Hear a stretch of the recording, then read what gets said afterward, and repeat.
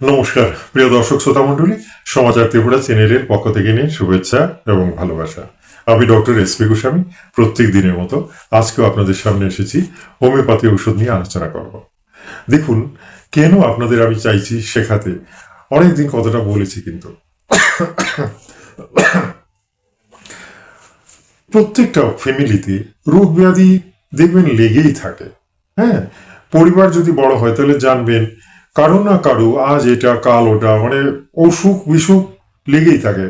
জটিল থেকে শুরু করে সাধারণ ওষুধ সবকিছুই থাকতে পারে, ঠিক আছে। এছাড়া অ্যাক্সিডেন্টাল ডিজিজ, অর্থাৎ হঠাৎ করে কিছু হওয়া, হঠাৎ করে বমি হওয়া, হঠাৎ করে জ্বর হওয়া, হঠাৎ করে সর্দি কাশি হওয়া, হঠাৎ করে কেটে গেল, হঠাৎ করে ইনফেকশন হয়ে গেল, এগুলো তো আছেই। আর যাদের স্থায়ী রোগ, বাতের ব্যথা, কোমর ব্যথা, কিডনি ডিসফাংশন, এটা ওটা, হুম প্রচুর কারণ রয়েছে, প্রচুর রোগ রয়েছে। সেগুলো থেকে বাঁচার জন্য সবাই লড়াই করছেন, সবাই চেষ্টা করছেন, টাকা খরচ করছেন, ডাক্তার খুঁজছেন, ডাক্তারের কাছে যাচ্ছেন, এবং প্রতিদিনই বলতে গেলে নতুন নতুন চিন্তা, নতুন নতুন ডাক্তার, নতুন নতুন ঔষধ ডাক্তার দেখানো আনা হচ্ছে। কারণ শরীরকে সুস্থ রাখার জন্য সবাই সচেষ্ট। টাকার কথা অনেকেই চিন্তাই করেন না, যত টাকা লাগে খরচা করবো, কিন্তু শরীরটা সুস্থ হবে। কিন্তু প্রকৃতপক্ষে সমস্যাটা কি সমাধান হচ্ছে? আপনারা নিজেরাই বলুন। সমাধান হচ্ছে না। ডাক্তার দেখাচ্ছেন, ওষুধ খাচ্ছেন, বাট রোগ ব্যাধি ভালো হচ্ছে না, থেকে যাচ্ছে। মনে হচ্ছে যে এই ডাক্তার পারলেন না, অন্য ডাক্তার দেখায়, এই শহরে হলো না, অন্য শহরে যাই। এরকম প্রত্যেক দিনই হচ্ছে, বুঝতে পারছেন তো? প্রত্যেক দিনই এরকম হচ্ছে, প্রত্যেকেই ট্রাই করছে। আমার ক্লিনিকে প্রচুর লোক আসেন। কেন আসেন? ওই এরাও একই ব্যাপার, অন্য জায়গাতে ডাক্তার দেখিয়েছেন, ভালো হননি, তারপরে আমার নাম শুনেছেন, ইউটিউবে আমাকে দেখেছেন, তারপরে মনে হয়েছে যা ওর কাছে যাই, হয়তো ঠিক হয়ে যেতে পারে। তো প্রত্যেকদিনই লোকেরা দেখেন খুঁজছেন, ভালো ডাক্তার খুঁজছেন এবং চিকিৎসা করতে চাইছেন। বড় কঠিন ব্যাপার। শরীরকে নিয়ে সকলেই ব্যস্ত, শরীরকে সুস্থ রাখার জন্য সকলেই ব্যস্ত। হ্যাঁ, কারণ শরীর সুস্থ না থাকলে কোনো কাজ করা যায় না, জীবনের কোনো মানে নেই, জীবনে কোনো আনন্দ নেই। জীবনে ভালোভাবে বাঁচতে গেলে, চলতে গেলে, হাসি আনন্দ নিয়ে খুশি হয়ে বাঁচতে গেলে শরীর তো ঠিক থাকতে হবে। শরীরে ট্রাবলস থাকলে কোনো আনন্দই কোনো নেই, কিছুই নেই। খাওয়া দাওয়ার সুখ নেই, চলাফেরার সুখ নেই, কিছু নেই। আসুন আজকে একটা বিশেষ রোগ নিয়ে আলোচনা করব, যে রোগটা আমি বলবো কমন, 80% লোকই এটাতে ভুগছে। শতকরা 100 জনের মধ্যে 80 জনই ভুগছেন। বলবেন সেই রোগটা কি? থাম্বনেইলে তো দেখিয়ে নিয়েছেন। বাংলায় বলে কোষ্ঠকাঠিন্য, ইংরেজিতে বলা হয় কনস্টিপেশন, ঠিক আছে। এখন কথা হচ্ছে, কনস্টিপেশন তো রয়েছে, অনেকেই পাত্তা দেন না। কনস্টিপেশন আছে, কি হয়েছে? 3 দিনে 4 দিনে একদিন লেট্রিন হচ্ছে, তা হোক, চলুক, এইভাবেই চলছে। কিন্তু আপনারা কি জানেন, কন্টিনিউ যদি এরকম কনস্টিপেশন থাকে তাহলে অন্য রোগ সৃষ্টি হয়ে যেতে পারে পেটের মধ্যে। অনেক কিছু সৃষ্টি হবে, অনেক কিছু সৃষ্টি হবে। কনস্টিপেশন থেকে, ইনডাইজেশন থেকে প্রেশার পর্যন্ত হতে পারে, কোলেস্টেরল বাড়তে পারে, বুঝতে পারছেন তো? অনেক কিছু হতে পারে। কারণ বয়স যদি ক্লিয়ার না হয় পেটের মধ্যে গ্যাস জমবেই জমবে, হার্ট বিট বাড়বে, হার্টে চাপ, হ্যাঁ, বুকের মধ্যে চাপ চাপ ফিলিংস আসবে, মনে হবে যেন শ্বাসকষ্ট হচ্ছে। লেট্রিন যদি পরিষ্কার না, যাদের হয় না তারা ভুগেন। হ্যাঁ, এছাড়া শরীরে হঠাৎ এখানে কামড়ানো, এই জায়গাটা কেমন যেন লাগছে, পায়ের পেশিতে চাবাচ্ছে, এটা ওটা অনেক কিছু হতে পারে। তাহলে দেখুন, কনস্টিপেশন থেকে কি না হয়, রাতে ঘুম পর্যন্ত কম হতে পারে। খিদে তো আর বলে লাভ নেই, কনস্টিপেশন কন্টিনিউ থাকলে খিদে কমে যাবে। যতটা ভাত খাওয়া দরকার ততটা খেতে পারবেন না, 100% খেতে পারবেন না। আমি বললাম কম খেতে হবে আপনাকে, অল্প খেলে দেখবেন পেট ভরে গেছে। অল্প খাবেন, কারণ ওই পেট ভরা, মলভাণ্ডে মল জমে আছে, বের হচ্ছে না, তো বেশি কি করে খাবেন? ওই ট্যাঙ্কিটা খালি না হলে তো ঢোকাতে পারছে না, হ্যাঁ, লাইনে আছে, তখন লিভার বেশি নেবেই না, কারণ সে তার ক্যাপাসিটি অনুযায়ী তো নেবে। এই জন্যেই বেশি খেতে দেবে না লিভার, বেশি খেলে আরো বিপদে পড়বেন। তো দেখুন, কনস্টিপেশন খুব বাজে জিনিস। এই কনস্টিপেশনটা এভাবে মানে শরীরে পুষে রাখবেন না। এটার থেকে মুক্তি পাওয়ার অনেক রাস্তা আছে, কৃত্রিম ভাবে হোক, অকৃত্রিম ভাবে হোক, ওষুধ দিয়ে হোক, সেটাকে ঠিক করতে হবে। তাই আজকের আলোচনার বিষয়বস্তু কনস্টিপেশন। কনস্টিপেশনটা কিভাবে হোমিওপ্যাথি ওষুধ দিয়ে সরাবেন এবং কি কি পদ্ধতিতে সারানো যেতে পারে, কি কি ওষুধ খাওয়া যেতে পারে সব বলবো। আসুন একটা একটা করে বলছি, খুব মন দিয়ে ভিডিওটা দেখুন। তার আগে আরেকবার রিপিট করে দিচ্ছি, আমার চ্যানেলে যারা নতুন এসেছেন, হ্যাঁ, অবশ্যই চ্যানেলটাকে সাবস্ক্রাইব করে নিন। দেখুন আমি যে ভিডিওগুলো দিই খুব মূল্যবান এবং সকলেই রিসিভ করছেন, সকলেই বলছেন ভালো লাগছে এবং আমার এই ভিডিওগুলো দেখে অনেকেই উপকৃত হচ্ছেন। যেহেতু সবাই উপকৃত হচ্ছেন, আপনিও হবেন, নির্দ্বিধায় হবেন। কেন কি, এই যে বিদ্যেটা, এটা জেনে গেলে আপনি দেখবেন বেশি খরচা নেই। হোমিওপ্যাথি ওষুধের দাম কিন্তু খুব কম, অ্যাকচুয়ালি মূল্যটা ডাক্তারের। হোমিওপ্যাথি ওষুধ সাধারণ, কিন্তু ডাক্তারের মূল্য অনেক বেশি। ডাক্তার যদি ভালো না হন, ওষুধটা সঠিক নির্বাচন করতে পারবেন না। আর সঠিক নির্বাচিত ওষুধে কিন্তু আপনি একদম ভালো হয়ে যাবেন।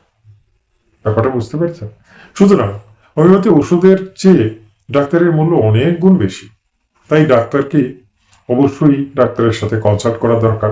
কাঁচা হাতে ওষুধ, যদিও আমি বলি ভিডিওতে, অনেকেই এগুলো খেয়ে আমি দেখেছি কিছু কিছু সমস্যা হয়, পরে আমাকে আবার জিজ্ঞেস করেন যে এটা হচ্ছে বা আবার এই প্রেসক্রিপশনে আসতে হবে। তো এই জন্যই বলবো যে অবশ্যই আমার সাথেও কনসাল্ট করুন। ডিসক্রিপশনে নাম্বার সব দেওয়া আছে, প্রয়োজন হলে কল করবেন। এছাড়া আজকে আমি কনস্টিপেশন সম্পর্কে বলছি, কিন্তু দেখবেন কনস্টিপেশনের সাথে আপনার আরো প্রবলেম থাকতে পারে। ওই যে বললাম, গ্যাস্ট্রিক আলসার, গ্যাসের ট্রাবলস, হ্যাঁ, প্রেশার, সুগার, কোলেস্টেরল, অনেক কিছু থাকতে পারে। এর সাথে কনস্টিপেশন বেশি আছে। পাইলস আছে, অর্শরোগী, অর্শরোগীর কনস্টিপেশন তো মারাত্মক। কনস্টিপেশন থাকলে পাইলস বেড়ে যাবে। আর কনস্টিপেশন থেকে পাইলসও তৈরি হয়, ফিস্টুলা হয়, অ্যানাল ফিশার হয়, অনেক কিছু হয়। সুতরাং কনস্টিপেশন থাকা উচিত নয়। কনস্টিপেশন থাকলে অর্শ হবেই হবে, ঠিক আছে? কনস্টিপেশন থাকলে গ্যাস্ট্রিক আলসার হবেই হবে, বুঝতে পারছেন? কনস্টিপেশন থাকলে বুক ধড়ফড় করবে, তাহলে কনস্টিপেশন না থাকাই দরকার। সেটার জন্য যে ওষুধগুলো একটা একটা করে বলছি, দেখুন কারণগুলো একটু বলে নেওয়া দরকার। কেন কনস্টিপেশন আছে? খাদ্য লিভার হজম করে, ঠিক আছে?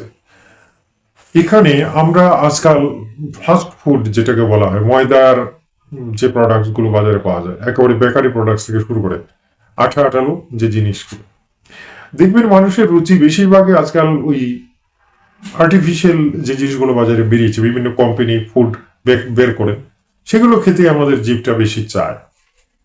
সেগুলো ফাইবার যুক্ত নয়, মানে সেখানে ওই কনস্টিপেশন না হওয়ার যে আইটেমগুলো থাকার দরকার সেটা নেই। দ্বিতীয় হচ্ছে, বাজারে শাক প্রচুর আছে, কাঁচা কাঁচা মানে সবুজ শাক সবজি প্রচুর আছে, এগুলো লোকেরা খেতে চান না, ভালো লাগে না। আলু বেশি খেতে ইচ্ছে করে, আলু, তারপরে একদম বেশ কি দামি দামি মেডিসিন, দামি দামি সবজি, এগুলো খেতে খুব উৎসাহ, মানে এগুলো মজার। কিন্তু আপনারা জানেন না যে ওগুলো থেকে কনস্টিপেশন তৈরি হয়, কারণ এগুলোতে ফাইবার নেই। এর চেয়ে যদি শাক পাতা বেশি খেতেন, হালকা সবজি যেগুলো, এগুলো খেলে পরে কনস্টিপেশনটা আপনা আপনি চলে যায়। তারপরে হচ্ছে মানে কাজকর্ম নেই, একেবারে বিলাসিতার জীবন, বাইকে উঠলাম চলে গেলাম, গাড়িতে উঠলাম চলে গেলাম, হাঁটাহাঁটি। তো শরীর না নাড়ালে কনস্টিপেশন হবেই হবে। ময়দাযুক্ত খাবার, স্টার্চি খাবার যেগুলো বেশি খেলে পরে কনস্টিপেশন থাকবে। সুতরাং খাওয়া দাওয়া ডায়েট কন্ট্রোলটা করতে হবে।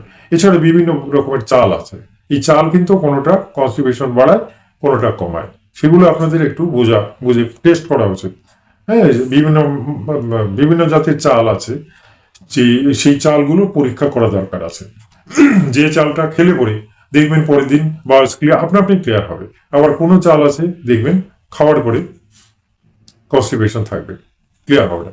এগুলো একটু পরীক্ষা নিজেরা করতে হয়। আর শাক পাতা বেশি খাবে। আসুন আজকে আমি একটা একটু করে ওষুধগুলো বলে নিই। কেন বলবো, কি রোগের জন্য বলবো, কেন, মানে কোন ওষুধটা কোন কাজ করে সেটা সম্পর্কে একটু বুঝে বলছি। প্রথমে যে ওষুধটা বলবো, হাইড্রাস্টিনাম। হাইড্রাস্টিস খুব কঠিন ওষুধ, এটা বড় সহজ নয়। এটা কিন্তু লিভারের একেবারে ক্যান্সারে পর্যন্ত দেওয়া হয়, কিন্তু এর অর্থ এটা নয় যে এটা ক্যান্সারের জন্য, তা কিন্তু নয়। এটার একটা বড় ফাংশন লিভারের ওপর। হ্যাঁ, এটা বেশি খেতেও নেই, আবার মানে যতটা দরকার ডাক্তাররা যতটা দেন ততটাই খেতে পারবেন। এই ওষুধটার একটা গুণ আছে, আপনি যেটাই খাবেন সেটাকে সে ডাইলিউট করতে পারে, অর্থাৎ একটু নরম ডালের মতো করে দিতে দেবে পেটের মধ্যে যাওয়ার পরে। আপনি যাই খাবেন, সে আঠাযুক্তই খান আর স্টার্চি খাবার খান আর ফাইবারযুক্ত খাবার খায়, সেটাকে সে একটু ডাইলিউট করবে, মানে একটু ডালের মতো লিকুইডের মতো করে দেবে। আঠা আঠা থাকবে বাট নরম করতে পারে, এটা প্র্যাকটিক্যালি দেখা গেছে। সুতরাং হাইড্রাস্টিস মাদার টিনচার আপনাকে রোজ রাতে, হ্যাঁ, আধা কাপ জলের মধ্যে 10 ফোঁটা মিশিয়ে খেতে হবে। হাইড্রাস্টিস মাদার টিনচার গেল একটা। দ্বিতীয় যে ওষুধটা সেটার নাম হচ্ছে নাক্সবম। নাক্সবম 30% নিতে হবে। এটা অলরাউন্ডার, অর্থাৎ পেটের যা কিছুই আছে সমস্যা সেটা যতটা পারে সে ট্রাই করবে। পেটটা পরিষ্কার করার জন্য, ডাইজেস্টিভ স্টমাকটাকে ওয়াশ করার জন্য এভরিথিং সে করবে। এটা দারুণ। তো নাক্সবম 30 নিতে হবে, আর 2 ফোঁটা করে রোজ রাত্রে একবারই খান। হাইড্রাস্টিস 10 ফোঁটা আর নাক্সবম 2 ফোঁটা। মনে রাখবেন কথাটা, নাক্সবম 2 ফোঁটা শুধু রোজ রাতে একবারই খান। নাক্সবম কিন্তু বেশি খাওয়া যায় না, রোজ রাতে 1 ফোঁটা খান। আর তাও বেশি দিন না, আমি বলবো 5-7 দিন খাবেন, খেয়ে নাক্সবম খাওয়া বন্ধ করে দেবেন, এটা বেশি খেতে হয়। আর তৃতীয় যে ওষুধটা সেটা একেবারে ডাইরেক্ট আপনাকে লেট্রিন করাবে, ডাইরেক্ট, মানে আর কোনো হেরফের নেই।